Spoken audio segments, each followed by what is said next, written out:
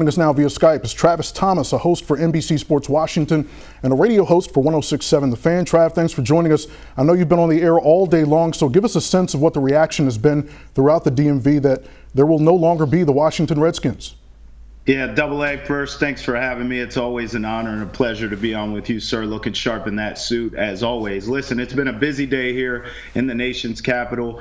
You know, with that old name, the ties and the tradition that name had in this area. You grew up with it yourself. So to be honest, it was a mixed bag in terms of the reaction. You had some old timers kind of feeling like, well, there's so much tradition with this name. There's so much history there. And then you had the people who are younger like myself and even younger who felt like, hey, let's bring it on. You know, it's a new day. If that name offends people, we should do away with it in 2020 and rebrand.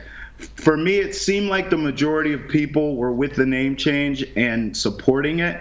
And I got to be honest with you, I've spent all day on air, both TV and radio, trying to convince the old timers that the history's not going away. The name is changing, but all those Super Bowls, all those memories you had with your family and your friends and being in the stands and Joe Gibbs, and you mentioned Doug Williams, all that stuff's not going anywhere. That's history. That's something to be proud of. But it is time to move past this name, and we have finally done it. Travis, you referred to it a little bit. That team has been loved by a city and area for so long, especially when D.C. was Chocolate City and black people were the majority there. So that always created an interesting dynamic when it came to the nickname. There were so many championship memories, as you mentioned, 5 Super Bowl trips, 4 in a 10-year span, including 3 Super Bowl victories. Has that been hard for some of the people up there to let go of? Well, again, you're not erasing that history. And that's what I've been trying to get through to folks. The memories you have them, hold them forever. The record books aren't changing. The Super Bowl titles, the Lombardis aren't leaving the foyer. Okay, so the bottom line is this. In 2020, for a lot of things in this country, this football team included, change is inevitable, and it's a good thing. I believe this fan base will rally around the new name. I'm sure we'll get into some of those choices here in a second, Double A. But the bottom line is this. The history's not going anywhere. If you were that team and that nickname and the history of the franchise fan, you still can be. This is simply a rebrand. And you mentioned black people in this country. Double A, in this area, I'm telling them all day, I'm like, listen, as black folks, we cannot sit here and defend a name of a team that is offensive to a group of people. We just can't do it as a people in this country who are constantly under scrutiny and constantly being offended. And they definitely saw that. But, you know, with anything, with change, it takes some time to get used to. And I believe people will rally around it ultimately. All right, Trav, real quick before I let you go, that you mentioned there have been some new names bandied about. Give us some of the favorites. And at this point, which one is your personal favorite? Okay, well, there's 3, and I'll go in order 3 to 1 in terms of 1 being the one that I think's going to stick. 3, I'll go the Warriors.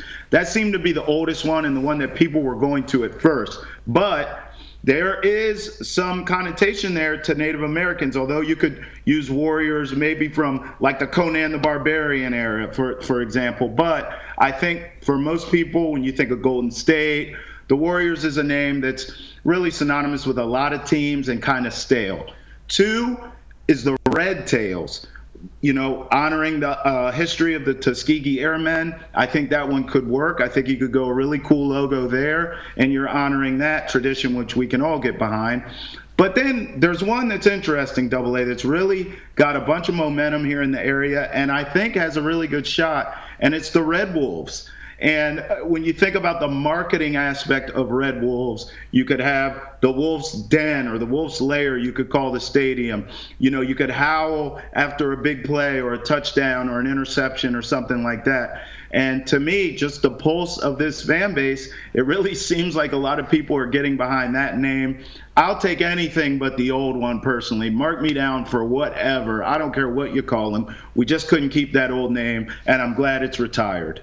He is one of the rising, respected young voices in the DMV. Travis Thomas, NBC Sports Washington and 106.7 The Fan. Trav, thanks for joining us. Stay safe. We appreciate you being with us here on the Black News Channel. Absolutely, man. I hope to be back with you. Anytime. We appreciate it.